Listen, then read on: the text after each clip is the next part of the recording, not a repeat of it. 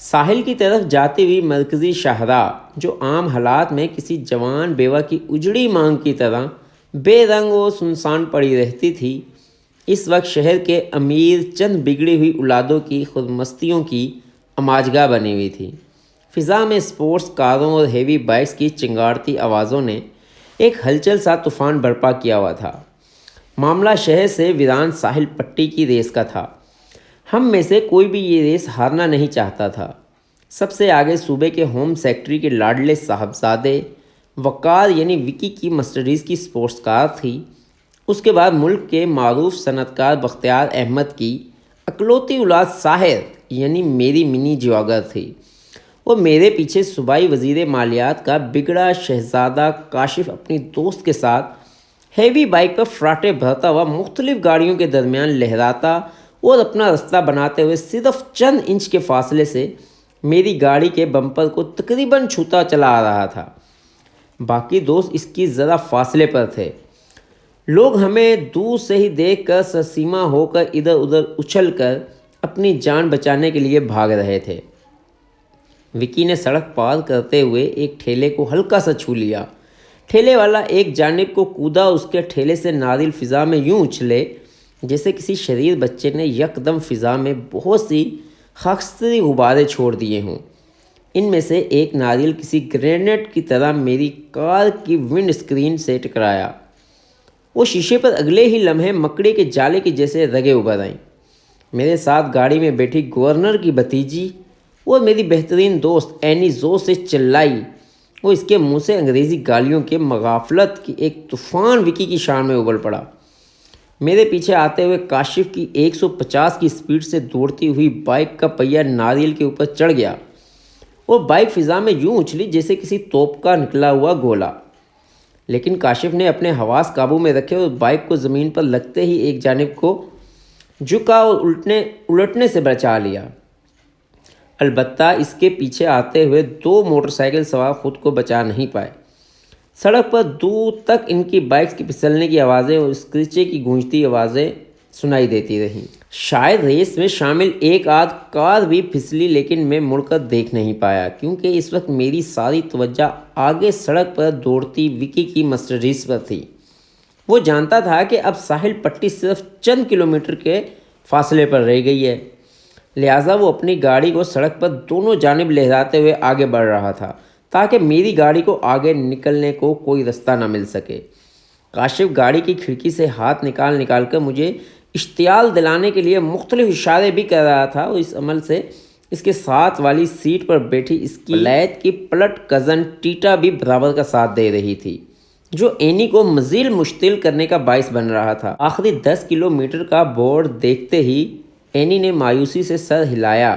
نہیں ساحر، اب ہم نہیں جیت سکتے، فاصلہ بہت کم رہ گیا ہے۔ میں نے اینی کو کوئی جواب نہیں دیا اور گیئر بدل کر ایکسیلیٹر پر دبایا اور بڑھا دیا۔ اینی بھی جانتی تھی کہ مجھے ہاتھ سے کس قدر شدید نفرت ہے۔ ہم زندگی میں جیتنا سیکھیں یا نہ سیکھیں، جیت ہمیں خود ہی سب کچھ سکھا دیتی ہے۔ ہاں، البتہ ہار کو باقاعدہ سیکھنا پڑتا ہے، لیکن میں خود فی الحال اس فن سے ناآشنا تھا، اور کم از کم آج تو میں کسی صورت ہارنا ہی نہیں چاہتا تھا، کیونکہ مقابلے پر میرا ازلی حریف وکی جو تھا۔ اس ریس کا آئیڈیا کل رات ہی ہمارے شیطان دماغوں میں اس وقت آیا جب ہم نے کلب کے نلیگو دھوؤں بھرے ماحول میں اپنے اپنے بھرے ہوئے سگریٹ کے کش لگا رہے تھے۔ فضا میں دھوئیں اور ریبر کی ملی ہوئی جلی خوشبوئیں پھیلی ہوئی تھیں، اور دھواں کشید کرنے سے اس عمل سے ہم میں ہر ایک کا جوڑا بھی اپنے پورے شد و مد سے شریک تھا۔ صرف اینی ہی ان میں سے ایک ایسی لڑکی تھی جس کا دم اس مخصوص دھوئیں کی زیادتی سے گھٹنے لگا تھا۔ تب وہ میرا ہاتھ پکڑ کر زبردستی مجھے کلب سے باہر کھلی فضا میں کھینچ لائی تھی۔ اف ساحر، کیوں پیتے ہو یہ زہر؟ نفرت ہے مجھے اس دھوئیں سے۔ لیکن کل رات اینی کی بات شروع ہونے سے پہلے ہی وقار نے بحث چھیڑ دی تھی کہ اس کے باپ نے گزشتہ ہفتے ہی اسے جو نئی سپورٹس مرسڈیز لے کر دی ہے، وہ اسے 250 کی رفتار سے دوڑاتا ہوا کالی جا سکتا ہے۔ کاشف نے چڑھا کر اسے ریس لگانے کا چیلنج دے دیا، اور رفتہ رفتہ بحث نے طویل پکڑا اور ہم میں سے سب نے ریس میں شریک ہونے کا فیصلہ کر لیا۔ اس کے نتیجے میں آگ اگلتی ہوئی دوڑ رہی تھیں۔ ریس ختم ہونے والا پوائنٹ ساحل پر بنے ہوئے لکڑی کے ہٹس کے عین سامنے جا کر ختم ہونے والی یہی قلتار کی سڑک تھی جہاں پہلے ہی اس یونیورسٹی کا پورا ایک گروپ ہجوم کی شکل میں چیخ چلا اور نعرے لگا رہا تھا۔ انہی میں وہ دو لڑکے بھی موجود تھے جن کے ہاتھ میں سفید رومال تھے، جنہیں آخری جیت کی گواہی دینے کے لیے بطور جج وہاں کھڑا کیا گیا تھا۔ آخری پوائنٹ اب صرف 2 کلومیٹر کی دوری پر رہ گیا تھا اور ہماری اسپورٹس کاریں جس رفتار سے دوڑ رہی تھیں، اس حساب سے یہ 2 کلومیٹر صرف 2 لمحے کی دوری پر تھے۔ وکی کسی صورت مجھے آگے نکلنے کا موقع نہیں دینا چاہتا تھا اور مجھے بس ایک لمحے کی تلاش تھی، اور پھر وہ لمحہ ایک اونچے ریت کے ٹھیلے کی صورت میں مجھے نظر آ ہی گیا۔ سڑک کے اختتام سے کچھ قدم پہلے سڑک کے بائیں جانب ریت کے کچھ اس طرح اکٹھی ہو گئی تھی کہ ایک اونچا سا ٹیلا بن گیا تھا۔ میں نے گیئر بدلا اور چلا کر اینی سے کہا، سیٹ بیلٹ اچھی طرح کس لو۔ اینی نے شاید میری آنکھوں میں لپکتی چمک کو دیکھ لیا تھا۔ وہ سرسمیہ ہو کر چلائی، نہیں ساحر پلیز، فار گاڈ ڈیسک ساحر۔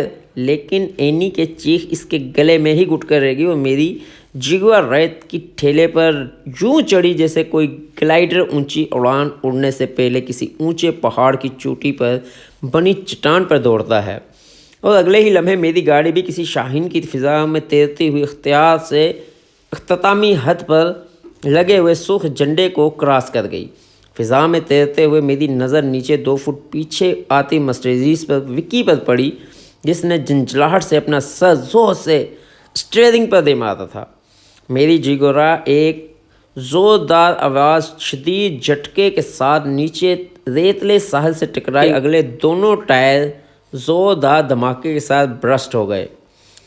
کار زور سے لہرائی، لیکن اس کے الٹنے سے پہلے ہی میں نے ایک پوری قوت کے ساتھ ہینڈ بریک کھینچ لی تھی، لیکن گاڑی کے بونٹ سے نکلتے ہوئے دھوئیں اور گاڑی کے فریم کو دیکھ کر کوئی اناڑی مستری بھی یہ بتا سکتا تھا کہ اب یہ کار کم از کم میرے کسی کام کی نہیں رہ گئی۔ مجھے اپنی پسندیدہ گاڑی کی تباہ ہو جانے کا کوئی دکھ نہیں تھا، خوشی تو اس بات کی تھی کہ میں نے ایک بار پھر وکی کو ہرا دیا تھا۔ ہینڈ بریک کھینچنے کی وجہ سے گاڑی نے گھومتے ہوئے ریت کا جو طوفان اٹھایا تھا وہ اب تھم چکا تھا۔ اینی، جس نے کار کی اڑان بھرتے ہی اپنا چہرہ دونوں ہاتھوں سے چھپا لیا تھا، اس نے اپنا چہرہ اوپر اٹھایا اور ایک تیز بھری جھرجھری لے کر بولی، تم پاگل ہو ساحر، یو آر ٹوٹلی میڈ۔ میں نے اینی کی طرف ایک مسکراہٹ بھری نظر سے دیکھا اور گاڑی سے نیچے اتر آیا۔ سب دوستوں نے مجھے گھیر لیا اور سب نے ہی شور مچا دیا۔ دور وکی کھڑا چلا رہا تھا کہ مقابلہ زمین پر گاڑی دوڑانے کا تھا، فضا میں اڑانے کا نہیں۔ لیکن کوئی اس کی بات سن ہی نہیں رہا تھا۔ سبھی اس شرط پر ہارنے کی رقم کا مطالبہ کر رہے تھے۔ ہم سب کا تعلق ایسے خاندانوں سے تھا جہاں ایسی معمولی رقم روزانہ گھر کے نوکروں میں بانٹ دی جاتی ہے، لیکن اس رقم کی حیثیت سب سے الگ تھی کیونکہ یہ میری جیت کی رقم تھی۔ تبھی میں نے اس کو حقیر رقم کے لیے اپنے لاکھوں روپے کی نئی امپورٹڈ گاڑی تباہ کر دی تھی، اور یہ سچ ہے کہ اپنی ہر جیت کے لیے میں ساری زندگی روزانہ ایسی کئی گاڑیاں تباہ کرنے کے لیے تیار ہوں۔ میں ان سب کو لڑتا جھگڑتا چھوڑ کر ایک اونچی چٹان پر بنے پتھر کے بینچ پر بیٹھ گیا۔ میری شخصیت میں ایک عجیب تضاد بھی تھا کہ ہر جیت فتح کے فوراً بعد میرے لیے اپنی اہمیت کھو دیتی تھی۔ آج بھی یہی ہوا۔ ابھی چند لمحے پہلے میں نے جس جیت کے لیے اپنے ساتھ ساتھ اپنی عزیز و جان دوست اینی کی زندگی بھی داؤ پہ لگائی تھی، اب میرے لیے ماضی بن چکی تھی، اور مجھے اس فتح کی تکرار سے کوئی سروکار نہیں تھا۔ میں نے نیچے اینی گروپ اور وکی کو لڑتے جھگڑتے دیکھا اور اکتا کر سگریٹ سلگائی۔ دفتن دھوئیں کے نیلے مرغولے کے درمیان سے ہوتی ہوئی میری نظر دور سڑک پر دوڑتی ہوئی کالے رنگ کی بڑی سی شیورلیٹ کار پر پڑی۔ اچھی گاڑیاں بچپن سے میری کمزوری تھی۔ جو لوگ کاروں کے بارے میں تھوڑا بہت علم رکھتے ہیں وہ یہ بھی ضرور جانتے ہوں گے کہ شیورلیٹ کو کاروں کی شہزادی کہا جاتا ہے، اور نئے ماڈل کی یہ شہزادی تو اب ہمارے ہاں تقریباً ناپید ہو گئی ہے۔ میری تمام تر توجہ اس شاندار گاڑی کی جانب مبذول ہو چکی تھی جو اب ساحل کے کنارے موجود پہاڑی سلسلے کے اندر تراشی ہوئی سفید پتھر کی سیڑھیوں کے قریب آ کر رک چکی تھی۔ گاڑی سے کچھ لوگ اتر کر ان سنگی سیڑھیوں کی جانب بڑھ گئے، جن کا اختتام پہاڑی کی چوٹی پر بنی ہوئی ایک درگاہ کی وسیع صحن میں جا کر ہوا تھا۔ میں اس کار سے بہت دور ایک دوسری پہاڑی چٹان پر بیٹھا ہوا تھا۔ اس لیے میں کار کی سواریوں کو اس کے حلیے پر زیادہ غور نہیں کر سکا۔ بہرحال یہ بات میرے لیے کافی حیران کن تھی کہ اس جدید دور میں بھی ایسے اونچے طبقے کے لوگ ایسی درگاہوں پر حاضری دینے کے لیے آتے ہیں۔ ہم انسانوں نے خود کو تسلی دینے کے لیے کیسے کیسے بہانے تراش رکھے ہیں۔ اچانک میرے دل میں اس گاڑی کے قریب سے دیکھنے کی شدید خواہش ابھری۔ ویسے بھی میں یہاں بیٹھا بیٹھا اکتانے لگا تھا۔ میں نے چٹان سے نیچے ساحل کی جانب نظر دوڑائی تو سبھی مشغول پایا۔ کوئی باربیکیو کی تیاری کر رہا ہے، کوئی اپنی گاڑی سے بڑے بڑے دیو قامت اسپیکر اور میوزک سسٹم اتار رہا تھا۔ اینی نے دور سے ہاتھ ہلا کر مجھے نیچے آنے کا اشارہ کیا۔ میں نے جواباً اسے اشارہ کیا کہ میں ذرا گھوم کر آتا ہوں۔ چٹان سے دوسری جانب اترنے کے بعد میں ساحل کے ساتھ ساتھ چلتا ہوا دوسری پہاڑی کے قریب پہنچ چکا تھا۔ وہ کار اب بھی وہیں کھڑی تھی اور ایک باوردی شوفر اس کی بونٹ اٹھائے ریڈیٹر میں پانی ڈال رہا تھا۔ کہتے ہیں سواری بھی انسان کی نفاست کو جانچنے کا ایک ذریعہ ہوتی ہے، اور اس قول کی پرکھ اگر اس گاڑی سے کی جاتی تو یقیناً اس کا مالک انتہائی نفیس شخصیت کا مالک ہونا چاہیے تھا، کیونکہ گاڑی کو بڑے سلیقے سے سنبھالا گیا تھا۔ میں کچھ دیر دلچسپی سے گاڑی کو دیکھتا رہا۔ اتنے میں ڈرائیور نے میری محویت نوٹ کر لی اور مسکرا کر بولا، یوں صاحب کیا دیکھ رہے ہیں؟ گاڑی پسند آ گئی ہے کیا؟ میرے ہونٹوں پر بھی مسکراہٹ پھیل گئی۔ گاڑیوں کا کوئی بھی شوقین پہلی ہی نظر میں اس گاڑی کا عاشق ہو سکتا ہے۔ ڈرائیور میری بات سن کر کھلکھلا کر ہنس دیا اور فخر سے بولا، سچ کہا آپ نے۔ دراصل ہمارے سیٹھ صاحب نے بھی پوری زندگی میں ایک ہی شوق پالا ہے، بلکہ انہیں تو اعلیٰ سے اعلیٰ گاڑیاں رکھنے کا جنون بھی ہے۔ اب اس گاڑی کو ہی دیکھ لیں، پچھلے مہینے ہی امریکہ سے منگوائی ہے۔ ہمارے صاحب کو جاپانی گاڑیاں بالکل بھی پسند نہیں ہیں۔ جاپان والوں نے گاڑیوں کو چھوٹا کر کے ان کی توہین کی ہے۔ ڈرائیور بات کرتے کرتے آہٹ پا کر اچانک معیوب سا ہو گیا اور جلدی سے بونٹ بند کر کے پیچھے دروازے کی جانب لپکا۔ میں نے چونک کر ڈرائیور کی نظروں کا تعاقب میں اوپر جاتی سیڑھیوں پر نظر ڈالی اور چند لمحوں کے لیے محبوس سا ہو کر رہ گیا۔ اوپر سے ایک ادھیڑ عمر عورت کے ساتھ ایک پری رخ ماہ اب مزہ آئے گا بھائی سٹوری میں ہے، اب ذرا غور سے ہیں، اب یہاں سے سمجھ لے سٹوری سٹارٹ ہے۔ میں نے چونک کر ڈرائیور کی نظریں تعاقب میں اوپر کی سیڑھیوں پر ڈالی تو چند لمحوں کے لیے محبوس سا رہ گیا۔ اوپر سے ایک ادھیڑ عمر عورت کے ساتھ ایک پری رخ محجبین دھیرے دھیرے قدم اٹھاتی سیڑھیوں سے اتر رہی تھی۔ اس کی چال میں ایک ایسا وقار تھا گویا کوئی راج ہنسی پانی میں تیر رہی ہو۔ عورت اور لڑکی دونوں نے خود کو مناسب حد تک بڑی چادروں سے ڈھانپ رکھا تھا اور اس اشو طراز سے اپنے رخ پر باریک نقاب کی تہ بھی ڈال رکھی تھی۔ لیکن سچ تو یہ ہے کہ اس کالے نقاب نے اس کے چہرے کا نور کہیں زیادہ بڑھا دیا تھا۔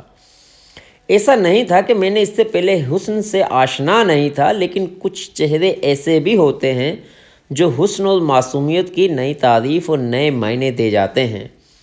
وہ چہرہ بھی ایسا ہی لاکھوں میں ایک تھا۔ ڈرائیور نے بھاگ کر دونوں پچھلے دروازے کھول دیے تھے۔ لڑکی نے نظر اٹھا کر بھی میری طرف نہیں دیکھا اور ایک شان بے نیازی سے چلتی ہوئی جا کر گاڑی میں بیٹھ گئی۔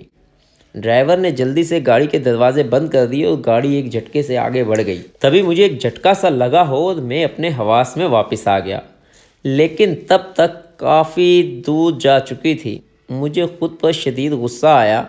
ایسا بھی کیا بے خودی، کم از کم مجھے گاڑی کا نمبر تو نوٹ کر لینا چاہیے تھا۔ اس وقت میں خود اپنی اس عجیب سی بے چینی اور کچھ کھو دینے کی کسک کو کوئی بھی نام دینے سے قاصر تھا۔ میں نے زور سے سر کو یوں جھٹکا جیسے خود کو ان سے بے حد اداس اور ساکت جھیل جیسی آنکھوں کے سحر سے آزاد کروانے کی کوئی ناکام سی کوشش کی ہو۔ اچانک ہی میری نظر پہاڑی کی چوٹی پر پڑی اور میرے قدم خود بخود اس پتھریلی سیڑھیوں کی جانب بڑھ گئے جن کا اختتام اوپر بنی درگاہ پر ہوا تھا۔ شاید میرے دل میں کہیں نہ کہیں یہ خواہش مچل اٹھی تھی کہ آخر ایسی کیا بات ہے اس پتھر کی بنی سفید سادہ سی عمارت میں جس کی زیارت کے لیے اس گل رخ کے کومل قدم اتنی دور تک اٹھتے تھے۔ دور سے دیکھنے میں وہ درگاہ اتنی اونچائی پر نظر نہیں آتی تھی، لیکن جب میں آخری سیڑھی چڑھ کر درگاہ کے صحن میں پہنچا تو پسینے سے شرابور اور ہانپ رہا تھا۔ وہاں خاصے زائرین موجود تھے جو اپنے طور پر اپنی اپنی منتوں کی قبولیت کے لیے کچھ نہ کچھ تدابیر کر رہے تھے۔ کوئی پھولوں کی چادر چڑھا رہا تھا تو کوئی لنگر خانے میں دیگے کھلوائے بھوکھوں کو کھانا کھلا رہا تھا۔ ایک جانب ایک حاجی صاحب دودھ میں زعفران اور روح افزا گھولے اپنی سبیل چلا رہے تھے۔ ایک جانب چند افراد موچھل لیے درگاہ کے اندرونی حصے کی صفائی کر رہے تھے۔ مجھے ایک لمحے کے لیے یوں لگا جیسے جس کا گناہ جتنا بڑا ہے وہ اس حساب سے کفارہ ادا کرنے کی صحیح میں لگا ہوا ہے۔ لیکن کیا یہ سب کچھ کرنے سے ہم انسانوں کی منتیں پوری ہو جاتی ہوں گی، کفارے ادا ہو جاتے ہوں گے؟ میں اپنی سوچوں میں غلطہ کھڑا تھا کہ اچانک میرے عقب سے ایک بھاری لیکن ملائم سی آواز ابھری، کیا میں آپ کی کچھ مدد کر سکتا ہوں؟ میں چونک کر پلٹا۔ میرے سامنے میری ہی عمر کا ایک نوجوان ہاتھ میں تسبیح اور ہونٹوں میں ایک میٹھی سی مسکراہٹ لیے کھڑا تھا۔ سفید رنگ کے کرتے شلوار میں ملبوس اور چہرے پر کالی گھنی شدید داڑھی خوب جچ رہی تھی۔ اس کی آنکھوں میں ایک خاص چمک اور لہجے میں عجیب سی مٹھاس تھی۔ میں نے مسکرا کر جواب دیا، جی بہت شکریہ، میں بس یوں ہی اس طرف چلا آیا تھا۔ آپ کی تعریف کے لائق تو کچھ بھی نہیں ہے میرے پاس، ہاں البتہ تعارف کے لیے میرا نام ہے عبداللہ۔ میں نے عبداللہ کا بڑھا ہوا ہاتھ تھام کر مصافحہ کیا۔ اس نے بات جاری رکھی، اس درگاہ کا ایک مجاور ہوں، خدمت کرتا ہوں یہاں آنے والے زائرین کی۔ میں نے غور سے عبداللہ کی جانب دیکھا۔ آپ اپنی گفتگو سے تو پڑھے لکھے لگتے ہیں، پھر یہ سب کچھ؟ میں نے جان بوجھ کر ہی اپنی بات ادھوری چھوڑ دی۔ وہ میری بات سن کر ہلکے سے مسکرایا، شاید آپ بھی پڑھائی کا مقصد صرف کسی سرکاری نوکری کا حصول ہی سمجھتے ہیں۔ ویسے میں نے بھی کچھ صفحے سیاہ تو کیے تھے، لیکن یہاں آ کر پتہ چلا کہ اب تک صرف وقت ہی ضائع کرتا آیا ہوں۔ بہرحال آپ بتائیے، میں آپ کی کیا خدمت کر سکتا ہوں؟ نہیں، کچھ نہیں، دراصل میرے دوست نیچے ساحل پر میری راہ تک رہے ہوں گے، آپ سے مل کر اچھا لگا۔ میں نے عبداللہ کے کاندھے پہ ہاتھ رکھ کر اسے دبایا اور واپسی کے لیے پلٹا۔ پیچھے سے عبداللہ کی آواز سنائی دی، کوئی منت نہیں مانگیں گے کیا آپ؟ میں مسکرا کر پلٹا، چلیں یہ وعدہ رہا، جب کبھی کوئی منت مانگنی ہوئی تو یہیں آپ کی اسی درگاہ میں مانگوں گا، امید ہے شنوائی ہوگی۔ میری بات سن کر عبداللہ بھی مسکرایا، مجھے انتظار رہے گا۔ میں اس کی جانب الوداعی نظروں میں ہاتھ لہرا کر سیڑھیوں سے نیچے اتر گیا۔ نیچے وہ سبھی میرے لیے فکر مند ہو چکے تھے۔ مجھے دیکھ سب سے پہلے اینی برس پڑی، ساحر یہ کیا مذاق ہے؟ تم جانتے ہو ہم سب یہاں تمہاری وجہ سے کس قدر ہلکان ہو رہے تھے، کہاں چلے گئے تھے تم؟ کچھ ہمارا بھی خیال ہے تمہیں؟ وہ روحانسی سی ہو کر چپ ہو گئی۔ میں نے ان سب کے سامنے ہاتھ جوڑے، معاف کر دو یار، میرا ارادہ اتنی دیر لگانے کا نہیں تھا، بس دیر ہو گئی۔ میں دوسری پہاڑی کی چوٹی پر بنے درگاہ دیکھنے کے لیے چلا گیا تھا۔ میرے منہ سے درگاہ کا نام سنتے ہی وہ سب یوں اچھلے جیسے میں نے ان کے عین سامنے کوئی بم پھوڑ دیا ہو۔ درگاہ؟ ساحر تم؟ خیریت تو ہے نا؟ ان سب کی حیرت بجا تھی۔ ہم میں سے وہاں ایسا کوئی بھی نہ تھا جس نے آج تک درگاہ تو کیا عیدگاہ کا بھی زیارت کی ہو۔ ہم وہ تھے جن کے لیے لوگ منتیں مانگتے تھے، ہمیں بھلا ایسی جگہوں سے کیا واسطہ؟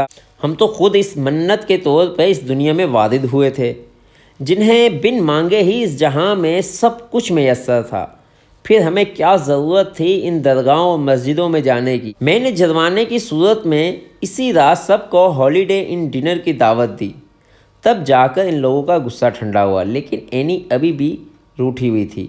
وہ مجھ پر دوسروں سے کہیں زیادہ اپنا حق سمجھتی تھی، حق کا مان اسے یوں روٹھنے پر مجبور بھی کرتا تھا۔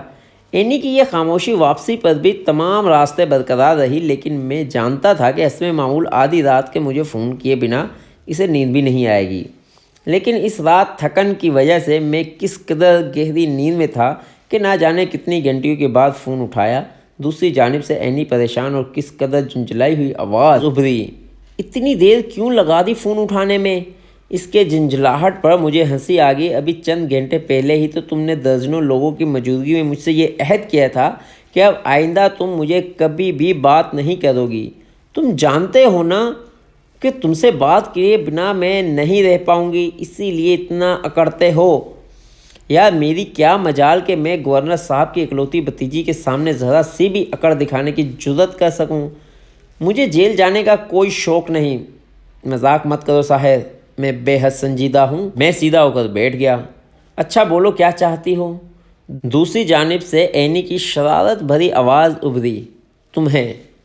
اچھا تو یہ تم سنجیدہ ہو؟ اینی نے ایک ٹھنڈی سی آہ بھرتے، یہی تو مسئلہ ہے، تم نے کبھی میری محبت کو سیریس لیا ہی نہیں۔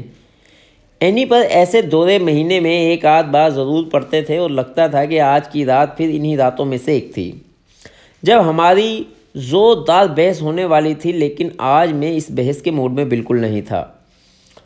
او کمن اینی، تم جانتی ہو کہ یہ محبت کے چکر میں بالکل نہیں پڑتا۔ محبت صرف جسم کے حصول کی درخواست کا ایک مہذب ذریعہ ہے، بس ایک لفظ ہے جو اپنی خواہشات پر پردہ ڈالنے کے لیے، اور کچھ بھی نہیں۔ وہ میری بات سن کر چپ سی ہو گئی اور پھر آہستہ سے بولی، میں تو تمہیں یہ دعا بھی نہیں دے سکتی کہ تمہارے دل کی بنجر زمین پہ یہ خوددار پودا اگ جائے اور اس کے کانٹے تمہاری روح کو بھی اپنے کانٹ اور چبھن سے زخمی کر دیں۔ تمہارا قصور نہیں ہے ساحر، شاید یہ میری آزاد خیالی ہے، میرے جذبے کی بے وقت کرنے کا باعث بنتی ہے۔ Sweet dreams. اینی نے فون کاٹ دیا۔ میں حیرت سے فون کو دیکھ رہا تھا۔ اس لڑکی کو کیا ہو گیا ہے اچانک؟ آج سے پہلے تو کبھی اس نے اس قدر ٹوٹے ہوئے لہجے میں مجھ سے بات ہی نہیں کی تھی۔ پھر میں نے خود کو اپنے ہی دل کو تسلی دی، شاید شام کے بیئر نے اپنا اثر اس وقت دیر رات کو دکھانا شروع کیا ہوگا۔ میں نے کروٹ لی اور پھر آنکھیں دھیرے دھیرے بند ہوتی چلی گئی۔ اگلے چند دن تک میں ہر بڑی امریکن گاڑی کو دیکھنے کے لیے نہ جانے کیوں چونک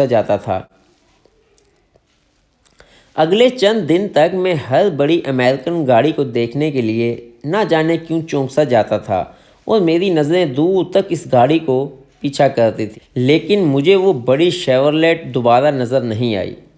پتہ نہیں وہ اس شہر میں رہتے بھی تھے یا پھر کہیں اور سے آئے اس درگاہ کی خاطر۔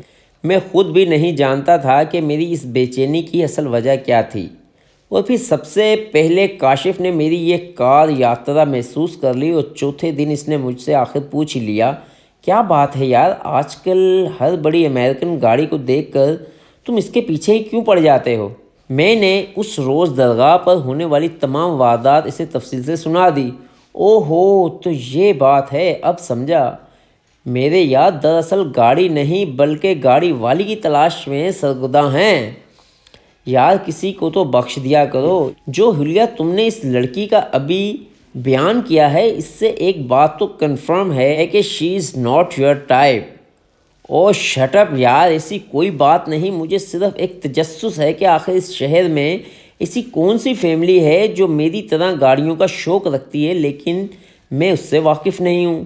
کاشف بولا، یہ بھی تو ہو سکتا ہے کہ وہ لوگ اس شہر سے تعلق ہی نہ رکھتے ہوں، کہیں اور کسی دوسرے شہر سے آئے ہوں۔ یہی تو الجھن ہے کہ یہ بات کیسے معلوم کی جائے کہ وہ لوگ کہاں سے آئے تھے۔ کاشف کچھ دیر تک غور سے میری جانب دیکھتا رہا، پھر ایک دم اچانک کھڑا ہو گیا۔ چلو اٹھو، چلو اب دیر نہ کرو۔ کاشف کی عادت سے واقف تھا، ایک بار جو بات اس کے ذہن میں بیٹھ جاتی ہے پھر اسے نکالنا ہم میں سے کسی کے بس کی بات نہیں۔ کچھ ہی لمحوں بعد کاشف کی چروکی جیپ تیزی سے اسی سڑک پہ رواں تھی جو اس ویران ساحل کی پٹی کی جانب جاتی تھی جہاں وہ درگاہ واقع تھی۔ کاشف نے جیپ بالکل سیڑھیوں کے قریب لا کر کھڑی کر دی۔ میں نے حیرت سے اس کی جانب دیکھا۔ ہم یہاں کیوں آئے ہیں؟ تمہیں وہ گاڑی یہیں نظر آئی تھی نا؟ تو اگر ہمیں اس گاڑی کو کوئی سراغ مل سکتا ہے تو وہ یہیں سے ملے گا۔ چلو اوپر درگاہ میں چل کر کسی سے پوچھ گچھ کرتے ہیں۔ میرے پاس کاشف کی بات مان لینے کے سوا کوئی چارہ نہیں تھا۔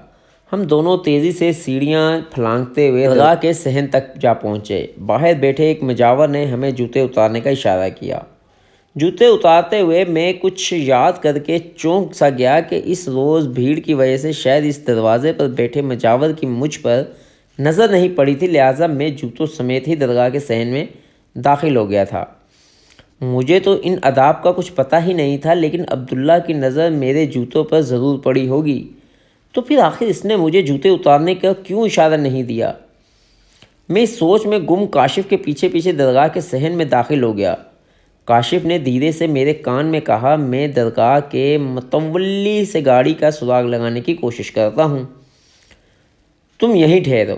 میں جانتا تھا کہ کاشف ایسے معاملات میں پیسے کی طاقت پر یقین رکھتا تھا۔ وہ ضرور متولی کے ہاتھ پہ 1000 روپے رکھے گا اور اس سے معلومات حاصل کرنے کی کوشش کرے گا۔ کاشف تیزی سے درگاہ کے پیچھے دروازے سے نکل کر کسی جانب غائب ہو گیا۔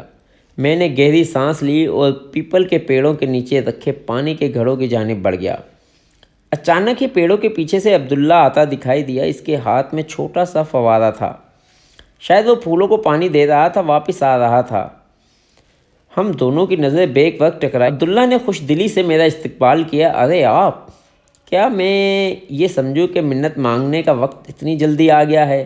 نہیں، ابھی وہ وقت نہیں آیا۔ دراصل کسی کی کھوج مجھے دوسری بار یہاں تک کھینچ لائی ہے۔ عبداللہ نے غور سے میری جانب دیکھا۔ میں دعا کروں گا کہ آپ کی کھوج تشنّا نہ رہے۔ Thank you. ویسے ایک بات کہوں، اگر بری نہ لگے، ہم دونوں ہی تقریباً ہم عمر ہیں اور آپ جناب کے چکر میں پڑ کر ہم خواہ مخواہ تکلف کے داغوں سے بندھے جا رہے ہیں۔ اگر ہم دونوں ایک دوسرے کو تم کہہ کے مخاطب کریں تو میں بہت ایزی محسوس کروں گا۔ عبداللہ مسکرایا۔ چلو ایسا ہی صحیح۔ لفظ و القاب تو صرف اظہار کا ایک ذریعہ ہوتے ہیں۔ ایک بات بتاؤ، اس دن پہلی مرتبہ جب میں درگاہ تک آیا تو اپنی لا علمی کی وجہ سے جوتے اتارنا بھول گیا تھا، لیکن تم نے میرے جوتے دیکھ کر بھی مجھے اتارنے کو نہیں کہا۔ کیا تم نہیں سمجھتے کہ اس طرح انجانے میں ہی صحیح پر میں نے درگاہ کے فرش پہ بے حرمتی تو کی تھی؟ ہاں، فرش تو پھر دھل سکتا ہے، سو دھل ہی گیا تھا، لیکن مجھے یہ اچھا نہیں لگا تھا کہ تمہیں تمہاری پہلی حاضری پر ہی ٹوک دوں۔ مجھے حیرت ہوئی کہ یہ کیسا مجاور ہے جو اپنی درگاہ کے فرش سے زیادہ دلوں کے میلے ہونے کے اہم گروینتا ہے۔ میں نے غور سے عبداللہ کی جانب دیکھا۔ تم اپنے طور اتوار سے کسی بھی طرح اس درگاہ کے مجاور نہیں لگتے۔ کیا میں پوچھ سکتا ہوں کہ تم یہاں تک کیسے پہنچے؟ عبداللہ کے چہرے پر اس کی وہی ملح سی مسکراہٹ پھیل گئی۔ بس کسی کی کھوج یہاں تک کھینچ لائی ہے۔ تو کیا تمہاری کھوج ابھی مکمل نہیں ہوئی؟ میری کھوج تو شاید کبھی مکمل نہ ہو۔ میں جس رستے کا مسافر ہوں، اس کی منزل آنے سے پہلے ہی زندگی کی شام ہو جاتی ہے۔ یہ درگاہ بھی صرف ایک پڑاؤ ہی تو ہے، جانے کب یہاں سے بھی کوچ کرنے کا پروانہ مل جائے۔ میں حیرت سے عبداللہ کا یہ فلسفہ سنتا رہا۔ یہ میری اس نوجوان سے دوسری ملاقات تھی اور دونوں مرتبہ میں نے محسوس کیا تھا کہ عبداللہ وہ نہیں جو بظاہر نظر آتا ہے۔ اتنے میں کاشف درگاہ کے عقبی حصے سے نمودار ہوا اور اس نے وہیں سے مجھ سے باہر نکلنے کا اشارہ کیا۔ میں نے عبداللہ سے رخصت چاہی۔ یہ ہماری دوسری لیکن تشنّا ملاقات تھی۔ امید ہے تیسری ملاقات جلد ہوگی اور ہم دونوں تب تک ٹھیک سے ایک دوسرے کو جان پائیں گے۔ عبداللہ نے مسکرا کر مجھ سے جوابی مصافحہ کیا۔ جب جو ہوتا ہے تب سو ہوتا ہے۔ میں کاشف کی وجہ سے جلدی میں تھا، لہٰذا عبداللہ کی اس گہری بات کا زیادہ غور نہ کر سکا۔ کاش میرا فہم اس وقت اس قدر وسیع ہوتا اور عبداللہ کی اس پیش گوئی کو سمجھ پاتا کہ آئندہ میری زندگی میں کیسے کیسے طوفان برپا ہونے والے ہیں۔ جب میں درگاہ سے باہر نکلا تب تک کاشف جیپ میں سوار ہو چکا تھا۔ میرے بیٹے سے ایک ہی جھٹکے میں جیپ آگے بڑھا دی۔ کام بن گیا ہے، میں نے پوری معلومات حاصل کر لی۔ میں نے بے چین ہو کر کاشف کی وضاحت چاہی۔ روکو مت، بولتے رہو۔ کاشف نے گاڑی ہائی وے پر ڈال کر ریس بڑھائی۔ دراصل پچھلی مرتبہ جب ہم یہاں پر ریس لگانے آئے تھے تب وہ جمعرات کا دن تھا، اسی لیے اس دن یہاں تمہیں بہت زیادہ بھیڑ بھی نظر آئی۔ وہ گاڑی بھی یہاں ہر جمعرات کو آتی ہے۔ گاڑی کے مالکان کے بارے میں تو میں کچھ زیادہ نہیں جان سکا، بس اتنا پتہ چلا ہے کہ کوئی جدی پشتی رئیس ہیں۔ جن 2 عورتوں کا تم نے دیکھا تھا وہ ماں بیٹی ہیں۔ کبھی کبھار ان کے ساتھ لڑکی کا باپ بھی چڑھاوا چڑھانے کے لیے آ جاتا ہے۔ البتہ ماں بیٹی کا گزشتہ 2 برسوں سے یہ پکا معمول ہے کہ وہ جمعرات کی شام یہاں آتی ہیں اور ہر ہفتے ہزاروں روپے کا چڑھاوا چڑھا کر واپس چلی جاتی ہیں۔